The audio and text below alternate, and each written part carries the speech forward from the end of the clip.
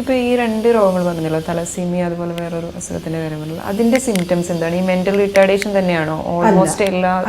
Thalassaemia ബ്ലഡിൽ ഉണ്ടാകുന്ന ഒരു കണ്ടീഷനാണ്. താലസീമിയയ്ക്കകത്ത് ഹീമോഗ്ലോബിൻ ഒരെണ്ണം എബ്നോർമൽ ആവുന്നത് കൊണ്ടാണ് ബീറ്റാ തലസീമിയ പറഞ്ഞിട്ടുള്ള ഒരു ജനറ്റിക് കണ്ടീഷൻ വരുന്നത്. ആ കുട്ടികൾക്ക് അതിൻ്റേതായ തലസീമിയയുടെ പ്രശ്നം ഉള്ളത് കൊണ്ട് റിപ്പീറ്റഡ് ആയിട്ട് എല്ലാ മാസവും മോസ്റ്റ്ലി ബ്ലഡ് ട്രാൻസ്ഫ്യൂഷന് വേണ്ടി വരുന്ന കണ്ടീഷനാണ്. അത് അവരുടെ ഗ്രോത്തിനെയും എല്ലാ ലിവറിനെയും സ്പ്ലീനെയും ഒക്കെ ബാധിക്കുന്ന ഒരു കണ്ടീഷനാണ്. അത് നമുക്ക് പ്രിവെൻറ്റ് ചെയ്യാൻ പറ്റും ത്രൂ പ്രീനേറ്റൽ ഡയഗ്നോസിസ് അല്ലെങ്കിൽ പ്രീ പ്രഗ്നൻസി പ്ലാനിങ്ങിലോട്.